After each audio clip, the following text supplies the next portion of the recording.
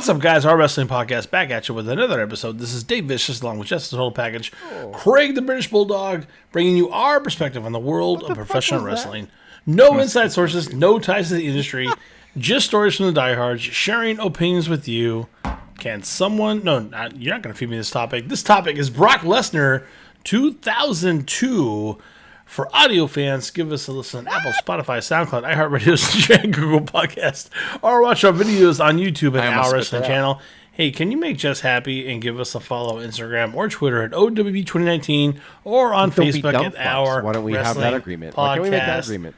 I apologize. I muffed the punt on that Follow, intro, like, and subscribe. Is back. it that hard, folks? Please. Yeah, you know, the little right-hand button. No, they don't. They don't want that. You know what they want. They want give to stupid charity. Shit every fucking week, talking about, you know what I hate about this? You know, I've never ran a company on my own, but I can give some advice on how to I think I'm just going to buy some cereal, and I'm going to record me eating it every single week, and I think I'm going to... You know what Tony Khan's doing wrong? Fill in the blank. You know what they're doing wrong? But shut the fuck up. People love what we do. They love our retrospective on the old stuff. They don't. They loved listening in their cars and at home, and some even pleasure themselves to us. But which is fine. I do. What? Calm down, Dave. Why are you acting all shocked? Yeah, seriously. So follow us on myself. Follow us on OnlyFans. OnlyFans. I'm screaming that out loud. By the way, my kids are sleeping. We have feet and toes. Dave has toes, good toes. I have good feet. Jess has good. Dave, how do you know Dave has heels? good toes? Oh, he has great toes. We've compared. We've compared. We did a marketing analysis on how to make money in the podcast business. Toes. Yeah. Brock Lesnar, 2002. There's a lot of an money amazing year. Yeah, before Dave jumps into it here, probably one of the more meteoric rises in a year. Probably the best rookie year I've ever seen. Even though I know he was in Ohio Valley Wrestling before. Oh, excuse me. I'm talking about on the main roster. One of the greatest rookie years ever. Without a Kurt doubt. Angle is another one I can think of in my head. But, really, Brock Lesnar, one of the most fucking insane, rises. Once he debuted, it was just off to the races, as Conrad Thompson says. I love you for that. I love you for that. Just a natural. Look at his body in each of our three photos. Look, Vince just saw him and just... The only kind of regret I have is ear in my... when Brock hit his peak and kind of had his moment of, I guess, suffocation. And he left into other things. He did great things, by the way, in other places. But man, what he could have done if he was ready for it. But he had to leave and had to come back to get what we see today. Well, so I understand that. We also see reduced contracts. You know, it's so funny. He left because he's like, you guys travel too much. This is bullshit. And then now it's like, I want to be on my farm with my travel cows. too much. It's bullshit. Now the TV deals drive their business, not house shows. So they don't need the big names on house shows anymore because they only have one house show a week. Yeah. Yeah. I think on Saturday nights they do house shows now at WWE, and that's you could argue Brock was ahead of his time. Yeah. You know, a guy talented enough to get what he wants and still make money for the company and be still their biggest star with minimal time. But here I want to just separate on this 2002 year because this was his debut on the main roster, and I mean he didn't even debut at the beginning of the year. He debuted 3 months into it, in March. Wow. So from March to December, he had won the world title. We'll talk about it here. He was on the top of the mountain by the end of 2002. It's fucking crazy. It's wild. Brock Lesnar signed with Ohio. Crazy, I tell you. Crazy, I tell you. With Ohio Valley Wrestling, OVW, in 2000.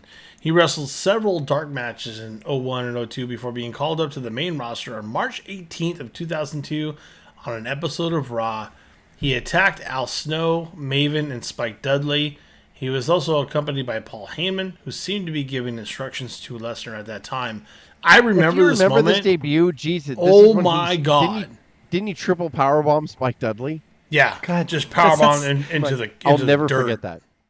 Oh my God. What the hell is that Berman doing here? Paul Heyman at ringside. He's been fired. He doesn't work for this company any longer. What is he doing out here?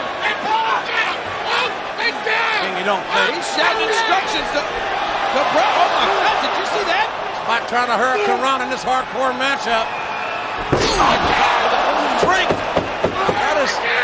a scary strength. That little spike is being broken in half. And that hideous Heyman. What is he even doing here? Did he buy a ticket? Yeah. Leave Spike Dudley alone. I know. Yeah, that too. Like, why are we hurting Spike so much? That is enough. Falstaff says, "Thou who shall bleed shall leave the world." What? Keep pressure on it. What's that from? That's from Beyond the Mat. That's Beyond the Mat. Yeah. That's I love taking bumps. I love taking bumps. Yeah. That's He goes. Sorry, I love taking bumps. Yeah, I love taking bumps. That's what he says. He was a school teacher, right, Spike? Yeah. Hopefully, not still anymore. Is. He forgot where he lived. I hope he's okay. I think he's fine. I haven't seen anything from him recently, but I think he's all right. I'll give him a call and let you guys know. I swear to God, if I give him $100 if he had Patreon. Yeah, I'll give him a buzz later. I'll give you an update. Fuck. Sorry. Later, Heyman was confirmed to be Brock Lesnar's agent and gave him the nickname The Next Big Thing. Lesnar's first feud was with the Hardy Boys. He defeated Jeff Hardy by knockout. You are a good thing, not the next thing. You are a good thing and the next big one. Yeah. How can I After say that? Hardy did not respond to referee Theodore Long at Backlash on April 21st, his first official televised match. Yeah. Teddy Long. He used to do refereeing stuff before he was general manager. He was funny. He was funny as shit. I love Theodore Long. Playa. Of course. Playa. Manager of Doom.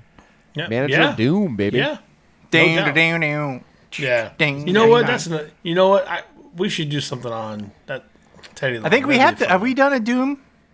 We've done a Doom. We've done a Ron Simmons. Oh, that's right. That's right. We did Ron Simmons, but yeah, Teddy Long could be in the future. That'd be fun. Yeah. In June 2002, Lesnar won the 2002 King of the Ring tournament, defeating Bubba Ray Dudley in the first round. Booker T in the quarterfinals. When I start chatting, what was I saying?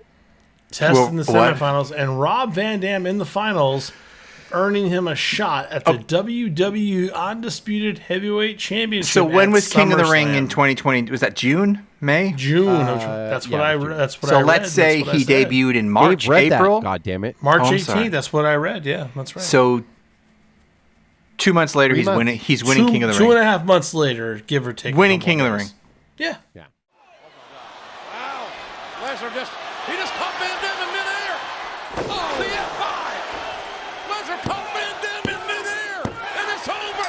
Lesnar the King of the Ring. Brock Lesnar has done it. And the 2002 King of the Ring, the next big thing, Brock Lesnar. Yeah. And getting a shot at SummerSlam at the Heavyweight Championship. Mm-hmm. Against an unknown guy, though, like the paper champ. Piece of shit. Yeah. His name is Raw.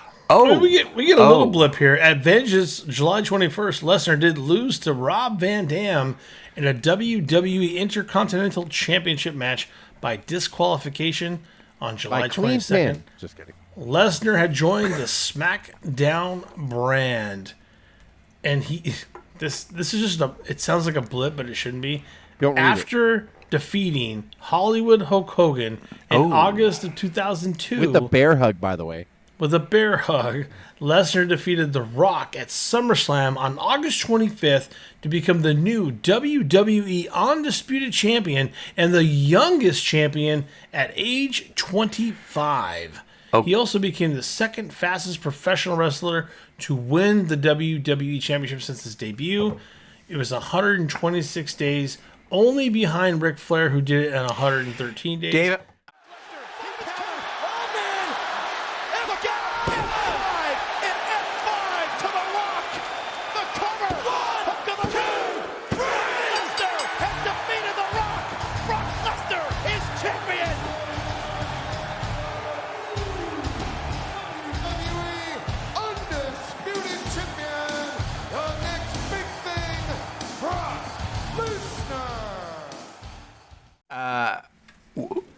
Who had the better rookie year, Angle or Lesnar? Up until this point, and I really resent your question. Why do we? I don't have a definitive answer. Man, I would say if you look at the titles, it's Brock. Yeah, I mean, no. Because we're only 5 months in. We're not even halfway through the year, or whatever, and This is Hogan, Rock, lost the IC, King of the Ring. Well, wait a minute. So, Brock. Yeah. I think you have to say that. Because Angle didn't win the world title until 2001, and in 2000 was his technical rookie year. He did win the Intercontinental and European Championship, but he didn't win the world title until 2001. So Brock wins. Yeah, I think you have to. Right away, they close, saw though. It's close. Vince saw top of the chain in Brock. Right away. I think after reading this, like let's say Kurt Angle took to it quicker, right, from all aspects, and Brock probably needed Heyman, but he was a big guy. But the rise, exactly. Yeah. Exactly. So I would say Brock. But hey, we're not mad at either one. Let's be fair on that. No. It's their rise was just meteoric. So at the time, the WWE Undisputed Championship was being defended on both brands. So Raw General Manager Eric Bischoff expected Lesnar to return to Raw on the following night. SmackDown General Manager Stephanie McMahon declared that Lesnar was only required to defend the title on SmackDown shows and events, prompting Bischoff to establish a new championship for the Raw brand. Frank's gonna love this. It's so good. The World Heavyweight Championship, the WWE Undisputed Championship, was then renamed the WWE Championship. And gave it to Triple H, huh, Craig? Yeah. Oh, good, as they should. Yeah, you got to give it to the guy that's going to spearhead the Federation. There you go. Lesnar's rapid rise to the top of WWE in 2002 led to a feud with The Undertaker, which involved a match at Unforgiven on September 22nd of same year. The match ended in a double disqualification where Lesnar retained the title. Taker. So pause for a goddamn second. Pause. So Craig's right, actually. The answer is Lesnar. It is. Had the more explosive rookie year. Yeah. So Vince sees him. And Vince is like, oh, my God. And then Paul Heyman's like, sure, if you could, can I please harness his power? Because I think you're going to ruin him.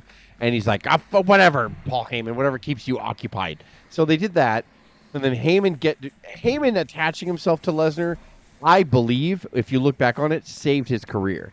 Because I don't know what Vince would have done with him if Lesnar's like, please let me... Oh, saved Heyman's career, you're saying? No, saved Lesnar's career. Okay. A rookie Lesnar coming in with Vince just going like, wee-haw! Like, I think Heyman's like, no, let's make him a heel. Give him to me. Let me slow him down. Let me speak for him. Yeah. I think that Paul Heyman saved Lesnar's career. Yeah. I think that Vince would have done weird, crazy shit, and I don't know what Vince would have booked for him and who Vince would have put him with, but I don't think it would have been good if Vince had just full reign. I think Paul Heyman absolutely because Paul Heyman was an advocate for Lesnar coming up from OVW. So Heyman's like, no, please, sir. Please, God. Good Lord, let me take the reins on him. So Paul Heyman saved Lesnar's career. Let's be honest with that in the beginning. If we are imagining right now, Vince just fucking it's not saving it. He made it. He made it because I don't know what Vince would have done with him. Like on the first, if Vince had free reign, not without having decent mic work. Yeah. Move away. Let me do this. He just would have burned him out like every other big guy ever made. He would have given him like, I want you to have a 20-minute promo at the beginning of Raw. Lesnar, go. Like it's yeah. Hey, God bless Paul Heyman. Chris Masters for so many reasons. And God bless Vince McMahon. That's right. Lesnar faced The Undertaker once again at No Mercy. This time in a Hell in a Cell match. Leading up to that match in the storyline, Lesnar broke The Undertaker's hand with a propane tank. That's awesome. We covered that. We came out with that actually last month. Yep. A review of No Mercy 2022. And what respect for Undertaker to put this little guy over, right? Like, I was trying to say that, and then I got sidetracked with the whole Paul Heyman saving his life thing. Like the fact that Vince, like right afterwards, is like, let's give him to The Undertaker, the locker room leader, the guy that's going to be the barometer of like, no, this guy's got it or he doesn't. To put him right 5-6 months later, you put him with Calloway right then and there. Yeah. And we can say none of it would have happened if Taker would have said, no, don't feel it. Like him. That doesn't work. I don't know if Taker says that doesn't work for me, brother. Maybe he just says it a different way. There's not enough of that conversation about Mark Calloway like saying that. I think that's the problem. Everything that Mark Calloway has done, he has tried to put more people over than Vince is allowed. What is Undertaker's version of that doesn't work for me, brother? And Jess just said he smells like cabbage. That's amazing. I missed what that. else? That's great. What do you think, Taker? He won't rest in peace. He doesn't tip at the strip clubs. Yeah, smells a little player. Yeah, that doesn't. So yeah, you have to understand that's Mark Calloway going. This guy is the real deal. He can do it. His bottle of Jack is half empty.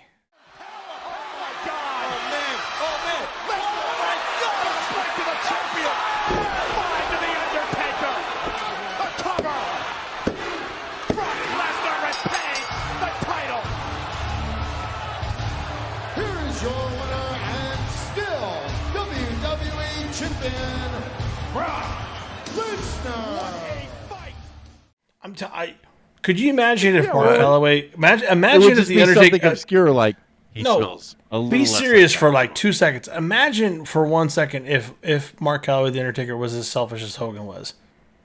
Yeah, there wouldn't be a Brock Lesnar. No. What are we doing here? I don't know. We're saying if Undertaker said no, kid doesn't have it. I'm going over. Listen, I'm telling you for a minute. Yeah, No one's been in the rare air that Hogan's been, except for like Austin or The Rock. So he's not a tattoo needle. I want injected in my skin. Undertaker hasn't been in the rare air that Hogan. I don't care. I know everybody loves the Undertaker. I did different episodes. No, we'll it's not like that. That's not what I'm saying. Hogan was the top draw. Undertaker was never the top draw. That's fair to say, but Hogan ran the back as well as Taker. Yeah. But you're right. Taker never was the top draw. But Undertaker was super influential behind the scenes. Absolutely. That's what I'm saying. Disputing that. I'm not disputing that. And he was like, no, he should go over. It's just different. It's just different. And I agree with Craig, too. If Undertaker would say, like, he's a little beefy. I don't like that. Despite Paul Heyman begging Vince McMahon to not let The Undertaker use his cast as a weapon, that request was denied, and the match went on as planned. It didn't matter because at No Mercy, Lesnar defeated defeated The Undertaker in a Hell in a Cell match to retain that title. Thus, ending that great match. Their feud. It's a great match. Fantastic stuff. Lesnar's next opponent, The Big Show, and Heyman was convinced more than anyone that Lesnar could not win, trying to talk him out of defending the title. Lesnar refused and defended that championship against Big Show at Survivor Series on November 17th. I know that's recorded. Don't know if it will be released before this, but we have that coming, so just stay tuned.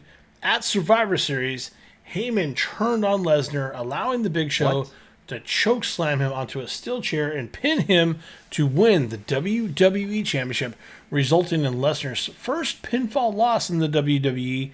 This led to Brock Lesnar turning face for the first time. You got to humble the kid. You can. You got to humble him. 4-minute match.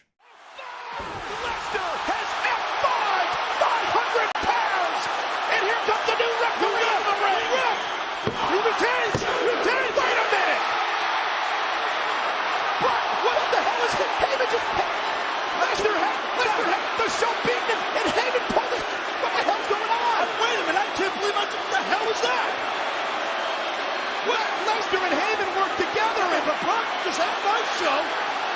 And I think Brock Lesnar just realized that he's been had. And I really, there's a lot of people, like, when someone's not working out as a face, like, the wrestling audience is always split, right? Some people say, just turn him, the crowd's booing him or her anyway. Just turn him heel. And then the other person's like, no, that's not true. I believe more often than not, you should turn him heel. Roman Reigns. Yep. Like Miz. Good example. A lot of people were trying to be pushed in the beginning. I mean, Miz was always kind of a smarmy heel, but like in the beginning, Miz was they were trying to push him as a face, and he just became this unlikable guy. And remember when Miz talked about how he came out on SmackDown, he was like the host of SmackDown, and he was trying to be a funny, energetic guy. They hated him. Booed him, and he's like, wait a minute, like if they're gonna boo me, I'm gonna fucking feed off this. Yeah. And I think that there's a lot of cases where, yes, you don't give up on it. Cena, I might agree with you. Don't give up on it. No, you're half and half in that. You're maybe they were right and never push. I would love to have seen a heel Cena, by the way, but maybe they were right in never turning Cena heel. Yeah. But you can see it now on HBO Max. You can see it. In the majority of the other cases, you need to make them heel so they can learn how to work and learn how to. You can get booed and get off my TV heat, but if you can learn how to translate that into people just being like, no, I want to pay to watch you get your ass beat, That's a fucking talent. You learn your shit when you're a heel. And The Rock, same thing. The Rock was debuted as face. Everybody hated him. Then he would go back in the back and tell Jim Ross and Pat Patterson and Vince, like, they're chanting "Die Rocky Die." I don't like that. It fucking sucks. Like, you're portraying me as like the son of my father, a legend. You know, why the fuck would they say that? And then finally they just told him, like, then go out there and tell him you're mad at him for that. And he did. Yep. And then after he got that off his chest, he just started developing his own character, talking about himself in the third person. I think it's so important when someone's the heel first. That's why I said Heyman saved Lesnar here. And then they turned him face because finally Lesnar's like, no, you know what? Like, I don't care if I have hurt ribs. I don't care. I can beat the Big Show. Oh, I don't think you can. He's 7 feet tall. He's the one guy that can beat you. Oh, fuck you, Paul.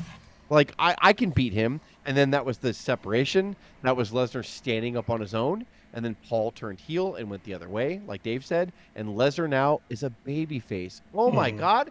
Crazy how that shit works. I'm not saying... Lesnar now, by the way, back here, the Lesnar babyface was not very charismatic. But now the Lesnar babyface in 2022 is fucking incredible. And 2021 is incredible. He's awesome. The best Lesnar face was the Ghetto Blaster Money in the Bank, though. That was the best. Oh, my God. Better. Yeah, learned so much charisma. Like, you need to learn how to be a good heel before you can become a very funny, charismatic face. You have to know you can do what. That's why Cena never turned heel, is because it doesn't matter, because half of the people were booing him anyway. So it doesn't matter. They're going to boo me or they're going to cheer me. I'll still do the Make-A-Wish stuff. Why are we going to mess with what works? Still holds that record too, by the way. Brock has been through like this cloud of smoke of invincibility. We're going to cheer the shit out of him, whether he suplexes John Cena 15 times and almost maims him at SummerSlam and goes through years because he's a great worker and he's a monster and we buy his believability. And I still whichever way he goes, we'll follow Brock like now. But it takes a lot of time and a lot of years to do that.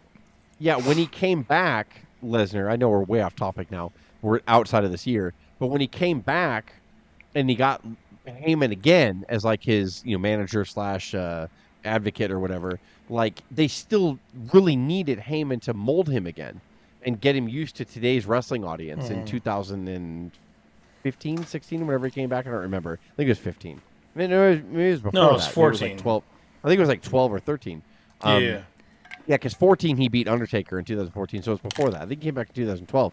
So Heyman still needed to get back with him and be like, let me reform you. Let me make you heel again. Even if people cheer you, let's be a heel together. It won't matter. And then now look at what a great babyface he is. It's fucking awesome. You need to learn how to be a good heel before you can become a babyface. Right. It's like, it's a fucking formula. It never gets old. And he put on a flannel and put on a cowboy hat. He drove a goddamn tractor down the ring.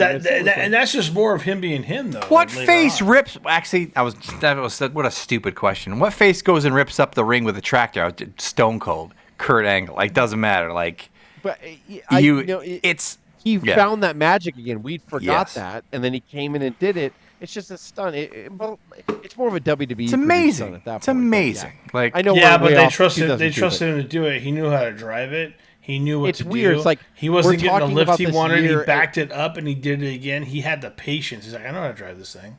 I was like, yeah, we're talking about the year how many guys can do that? And by the way, so we're talking about 2022 or 2002. Sorry, we're talking about 2002 right here in this episode. 2 years later, he's gone. He left like fucking football. Like it's weird. Like he had to reset his career when he came back in almost made the Vikings, I believe. Yeah. Yeah, almost made that cut. Because you know what? He's not a guy. He's not going to be a guy that does the 24/7 schedule. He's not going to burn out for you. Nope. He's always kind of been his own man, and he learned to kind of stand up for himself. That's why I really wrote this episode too, because it's so interesting to cover his 2002 career. Yeah, it is. Because of what happened short 2 years later, and like just the meteoric rise. They strapped the rocket to him, and it didn't matter to him. Like if he was uncomfortable. He's going to take a step back. It's weird. I don't like this. I don't like this travel. I don't give a shit about this. And actually, he's still the same guy. He doesn't give a shit. Yeah. To run through these notes real quick. Following Survivor Series, Heyman made it clear that Lesnar would not get a rematch, and had snuck a special clause saying so into his contract. To gain revenge on the Big Show and Heyman, Lesnar interfered in Big Show's first title defense which came against Kurt Angle next month on Armageddon on December 15th, where Lesnar executed an F5 on Big Show and enabled Angle to win the WWE Championship. On the following episode of SmackDown, Angle introduced Heyman as his manager, and despite promising Lesnar a title shot earlier in the evening, declared that Lesnar would still not get it. And we know what happened with them years later. Yeah, and they built the feud, the amazing feud. Like, Angle would finish his feud with Benoit, and then he would defend his WWE Championship against Angle at WrestleMania 19. The infamous, so much shit was in that. Angle Lesnar was gold, man. They were so good Angle together. was not 100% at the time, and Lesnar... Imagine if they were. Yeah. Wow. Oh, my God. At WrestleMania 19, imagine if Angle was 100%. And what a match! And they had a great match anyway. The WrestleMania 19 match was fantastic, but it's famous for Lesnar fucking up the shooting star press and Angle having really bad nerve and back problems at this point or whatever. But still, like, the 2002 year for Lesnar was fucking amazing. Like, we talked about the King of the Ring, the way he debuted, beating Hogan. Beating The Rock, the fucking Rock, at SummerSlam, becoming the youngest WWE champion. Like, and props for Rock on that too, and defending against the Undertaker. Come on, yeah, the Undertaker in his first big feud, and then Big Show, and like doing the whole storyline with Paul Heyman. Like, what an amazing year for this guy. Like, we look at him now. Like, people who say that Lesnar is not a Hall of Famer, you're dumb. Who says that? A lot of people do. Really? A lot of people. He just does the same move over and over again. I was like, dude, like. He didn't do the same move over and over again, by the way, from 2002 to 2004. And then now he doesn't, because he learned when he came back, he's like, I only need to do like 5 moves, like rapid suplexes and like And F5 by the way, everybody wants to see the German. And by the way, wants to see the there's F5. a guy named Hulk Hogan that made a goddamn living off it and made wrestling go from drop. territorial to a national fucking phenomenon. And way less entertaining. That guy that had 5 moves fucking changed the world. Like, Austin, after he got dropped on his neck, before Austin got dropped on his neck, he was stunning Steve. He was a technician. He did so many moves. When he got dropped on his neck after that, he's like, I can only really do like 5 moves. That's fine. Because we had a guy before you that did that in yellow and red. Great. It works. It's awesome. You just have to, the fans have to believe in you. They have to fucking fear you or support you. It doesn't matter what you do, which emotion you have them do. And by the way, Brock you could need still 5 wrestle, moves, man. Like, that's all you need. And Brock could still wrestle half the people in that. And come on. Brock is amazing, and I know he can mat work with you anytime you want. I shied away from doing a legacy of him because A, he's not done. He still comes back like a few times a year. Yeah, but B, like to do a legacy of Lesnar would just fucking take up 9 hours, and I'm trying. It's to like do, trying to do every bit of Hogan or every bit of Flair. And you gotta wait. Do 1 year like snapshots, and I wanted to do the 2002 year for him because like it was such a meteoric rise, and it's a great year. I don't think any other wrestlers had the rise that he had in that year. I think it's less than 12 months. He debuted in March. Like, before we wrap up here, what's the next year you would do on Lesnar? 2014. What's the year you would love to do? Whenever he came back, I think would be like a really good year. Or it's like 2012 or 2004 when he left. Like, even though he was only wrestling because he lost to Guerrero in February, then he lost to Goldberg WrestleMania 20. And even though that was it, that was a shit show. People were. I would still want to talk about match. the 3 months that he was in 2004. That would be great. Was he in the doghouse? Is that why? He didn't want to resign his contract. He's like, I'm not coming back. I don't want to do this anymore. And that was like where WWE totally misunderstood and probably miscalculated the internet because everybody knew it. And they shit on the match the entire time, which they shouldn't have been. 20, he shouldn't have wrestled Goldberg at that point anyway. Goldberg was so dumb. Goldberg's great. Okay. Yeah. But I don't know. I really wanted to do this year because it's really good, dude. It's really good. Yeah, like the match with the Rock, unlike anything else. Like, I mean, even honestly, compared to Goldberg's, it just this is incredible. Lesnar probably was the best rookie year ever on the main stage. I can't think. And handled it and excelled at it and was amazing. People might say though, Craig, it's funny you say that he couldn't handle it, but you're right though. He was like, no, I don't want to. I don't want to handle it. I can't. There's a difference between trying and failing versus like, I think this is dumb and I hate it and I don't want to do it. I think you work us too hard and I don't want to do this anymore. The people that have the most leverage in life are the people that are willing to walk away from any negotiation, anything you're about to do. He's like, this makes me uncomfortable in my life and I don't like this. Yeah. Like, fuck you. I can walk away from this. So what have you got against me? Nothing. Yeah. And he never even attempted to go to another federation anywhere. He's just like, no. Well, he went to New Japan. This is the place. He did go to New Japan. I mean, which is like, different than WWE. He went to New Japan afterwards, and then he went to UFC.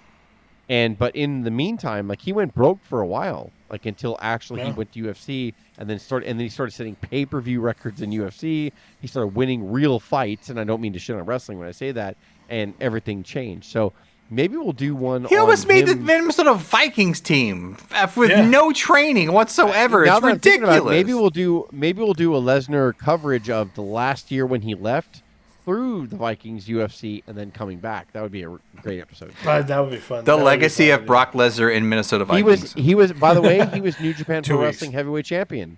Lesnar was. Jesus Christ! Wow. Yeah. I guess if you don't want to, by the way, who? Guess who beat him?